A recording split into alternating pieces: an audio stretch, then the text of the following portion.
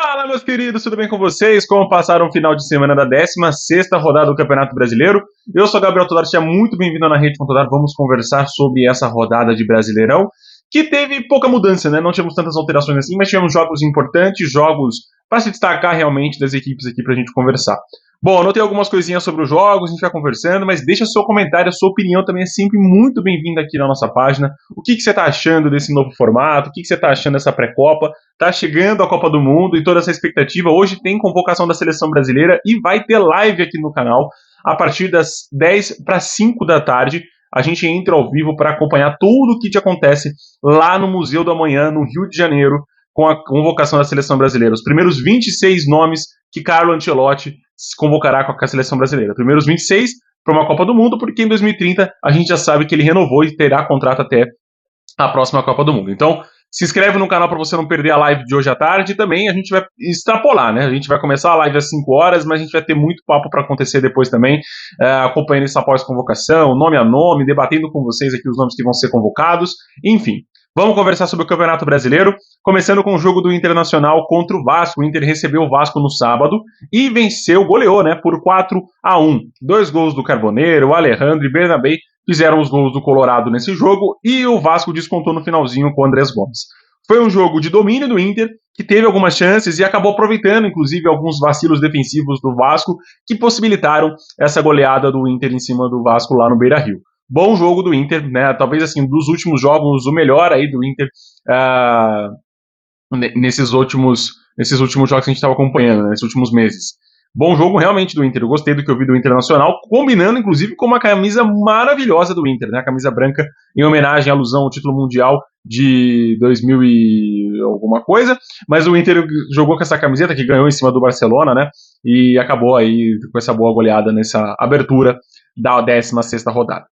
O Galo também venceu o Mirassol por 3-1, num jogo onde no primeiro tempo foi um pouco mais equilibrado, com um gol do Minda e um gol também do Mirassol com o William Machado, conseguiram empatar o jogo. No segundo tempo a coisa deslanchou para o Atlético Mineiro, aproveitando erros defensivos e o pênalti também muito bem marcado. Maicon fez de pênalti e o Cissé, no finalzinho do jogo, acabou fechando a conta para o Galo. Bom jogo também do Galo dentro de casa, né? Vence ali um concorrente direto da parte de baixo, que está ali o Mirassol, um integrante da zona de rebaixamento, e acaba avançando algumas casinhas aí na tabela do Campeonato Brasileiro. Bom jogo do Galo realmente, vai se firmando aí dentro de casa, conseguindo pontuar pontinhos, contabilizar pontinhos importantes na Arena MRV. O Fluminense venceu o São Paulo por 2-1 no Maracanã, um primeiro tempo todo do Fluminense, inclusive conseguindo fazer os 2 gols com o John Kennedy e Canóbio e tendo muito mais oportunidades, mas não aproveitando. O segundo tempo o São Paulo até cresceu um pouco mais, mas não foi suficiente. Chegou a seu gol, né? O Dória chegou a fazer o gol para o São Paulo no meio do segundo tempo, mas o Flu manteve o ritmo e, inclusive, o São Paulo parou em milagres do Fábio, que, na minha opinião, precisa estar ali dentre os 3 nomes dos goleiros que vão estar hoje, né, na convocação do Ancelotti. Mas o Flu consegue uma boa vitória dentro de casa, num concorrente direto do G4, era o confronto do terceiro contra o quarto, e o Fluminense acaba abrindo uma boa vantagem de 6 pontinhos para o soberano paulista. Vamos falar sobre o último jogo de sábado, que foi o empate entre Palmeiras e Cruzeiro. O empate ficou no 1-1, num jogaço, num belo jogo de assistir. Foi equilibrado, foi movimentado, teve muita chuva também no jogo, mas eu gostei do que eu vi tanto de Palmeiras quanto de Cruzeiro. O destaque para mim vai para o Palmeiras, que precisa arrumar um atacante urgente para conseguir não só converter as chances que cria, mas também passar a ter um ataque um pouco mais cerebral, definindo as melhores oportunidades que acaba tendo ao longo do jogo. E o Cruzeiro cresceu muito, né, nos últimos jogos com o Arthur Jorge. Como eu sempre falei, é um confronto direto, porque eu acho que o Cruzeiro vai pontuar o suficiente para incomodar Flamengo e Palmeiras pelo título do Campeonato Brasileiro. Então é um confronto direto antecipado. O empate é melhor para o Cruzeiro, que pontua na casa do adversário, e o Palmeiras acaba aí lamentando esse empate, pelo menos no sábado. Com o empate do Flamengo no domingo, a coisa ficou um pouquinho mais tranquila, mas obriga o Palmeiras a vencer o Flamengo no Maracanã na próxima semana. Passando para os jogos de domingo, o Santos organizou uma baita de uma festa, um baita de um jogo, um show, realmente, um show digno de Shakira no Rio de Janeiro, em Copacabana, para o Flamengo disputar esse jogo, o Santos, disputar esse jogo contra o Coritiba. Só que esqueceram de avisar o Coritiba e o Breno Lopes, né? O Breno Lopes fez 2 gols logo no primeiro tempo, aos 4 e aos 19. O Josué acabou fazendo de pênalti, aproveitando o pênalti marcado, né, a falta marcada em cima do próprio Breno Lopes, foi o grande destaque desse jogo, né? E o Santos acabou fazendo esse vexame, essa vergonha aí pro Neymar. Talvez no último jogo dele com a camisa do Santos, não sabemos se será convocado, se disputará os jogos até a Copa do Mundo, se voltará para o Santos depois da Copa do Mundo. Há uma incógnita muito grande, mas esse foi a despedida do Neymar, pelo menos até a Copa do Peixe. Mas acabou sendo aplicado um chocolate aí nesse domingo de manhã, o Coritiba em cima do Santos. E se não fosse o Brasão, teria sido, no mínimo, mais uns 2 gols pro Coritiba, totalizando um 5-0, sonoro 5-0 ao Coxa Branca. Coxa Branca, inclusive, que é o terceiro melhor visitante do Campeonato Brasileiro, atrás apenas de Palmeiras e Flamengo. É um time que está com uma campanha fora de casa surpreendente. Dentro de casa tá horrível, mas fora de casa tá muito bem. No domingo também tivemos um empate entre Grêmio e Bahia e Grêmio, né, lá na Fonte Nova. O Grêmio saiu na frente com o Vieri no segundo tempo e o Sanabria acabou empatando 10 minutinhos depois. O jogo, o primeiro tempo foi todo do Bahia, né? O Bahia teve as melhores oportunidades e assim, cara, o Bahia ele sofre demais para conseguir converter as suas chances em gol. Né? A gente sabe que na primeira oportunidade, a gente percebeu, né, que na primeira oportunidade que o Grêmio chegou, ele conseguiu marcar com o Vieri. E aí no segundo tempo, depois disso, antes disso também, por conta dos protestos da arquibancada, né, das manifestações da torcida pelo rendimento do time do Bahia, o Bahia acabou ficando nervoso. E destaque aqui que eu falo desde o começo do ano, que o Bahia não sabe lidar com o nervosismo, com sair atrás do placar, é um time que se desestabiliza muito. E isso aconteceu de novo contra o Grêmio. O time começou a criar oportunidades, se desesperava caindo na área pedindo pênalti, coisas que não aconteceram. Então, assim, o Bahia, ele tá perdido nessa questão emocional quando sai atrás do placar. Então, você que vai lá na Fonte Nova, saia vencendo do Bahia, que aí a sua vitória ou seu pontinho será muito mais fácil conquistado do que você esperar o Bahia sair na frente e virar o placar. Porque o Bahia realmente não tem emocional nenhum para conseguir os 3 pontos ou conseguir classificação, enfim, é o que a gente estava destacando aqui desde o começo do ano. No domingo também tivemos o hat-trick, né, de Arthur Cabral, pediu música no Fantástico, 3-1 para o Botafogo em cima do Timão, que foi um jogo onde o Botafogo foi aos poucos engolindo o Corinthians nesse jogo. Fez os 2 gols, no primeiro tempo, sofreu o gol do Corinthians, é verdade, na etapa inicial também com o Garro, e aí no segundo tempo a coisa foi crescendo, foi fazendo seus gols. Vale destacar, né? Os 2 gols do Arthur Cabral deixaram o goleiro Hugo Souza estático no gol, né? Nem se movimentou, nem tentou chegar na bola, porque foram bem finalizadas pelo Arthur Cabral. O segundo, um golaço do meio da rua. E aí o Botafogo foi crescendo e mereceu realmente essa vitória. Poderia ter feito até mais, como eu falei, se não fosse o Hugo, que conseguiu fazer boas defesas na reta final do jogo. Em Chapecó, a Chapecoense perdeu de virada, depois de virar o placar em cima do Remo. A Chape sai perdendo com o gol de Iago Pikachu, vira com Neto Pessoa e Rafael Carvalheira, e aí no segundo tempo, Jajá e Bruno Leonardo fizeram os gols da virada do Leão Azul em cima da Chape, lá na casa dela.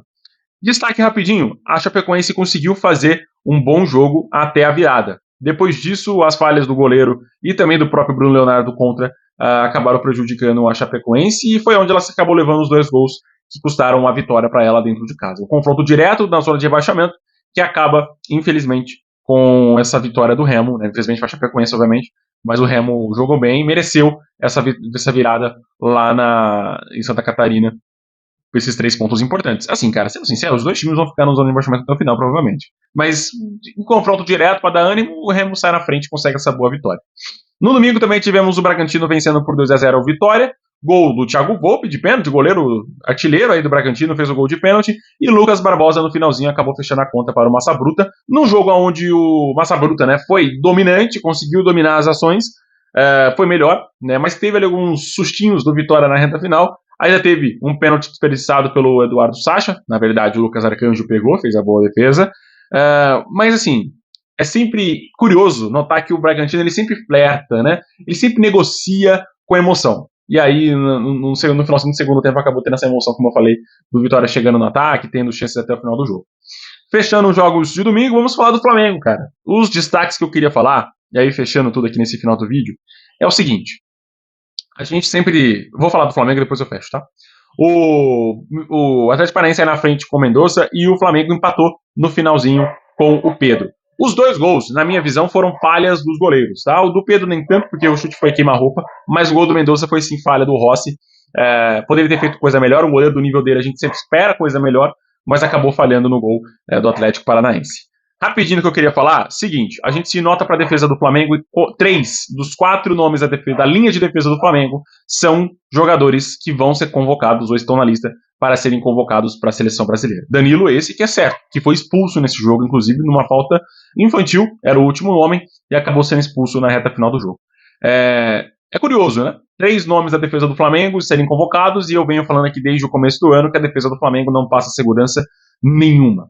É onde eu acho, inclusive, que está a principal falha, se fosse citar assim, do Flamengo, está assim na defesa. Do meio de campo para frente é um show, né, cara? São peças importantes, excelentes peças que o Leonardo Jardim tem à disposição, mas na defesa é onde eu acho que o Flamengo peca. E tem um baita de um zagueiro no banco de reservas que é o Vitão. Tomara que ele ganhe sequência aí com a expulsão do Danilo. Mas, cara, eu acho muito estranho a gente tá falando sempre do Neymar e não falar dessa defesa, da linha de defesa do Flamengo, que não está nos melhores dias, e a gente tem outros jogadores que poderiam estar sendo convocados. Murilo, do Nottingham Forest, do Thiago Silva, que se for para convocar jogador velho, eu levaria o Thiago Silva, cara. O que ele fez ano passado com o Fluminense, nenhum jogador do Flamengo fez ao longo desses 2 últimos anos. Né? Vamos combinar. O que ele conseguiu salvar a defesa do Fluminense é sacanagem.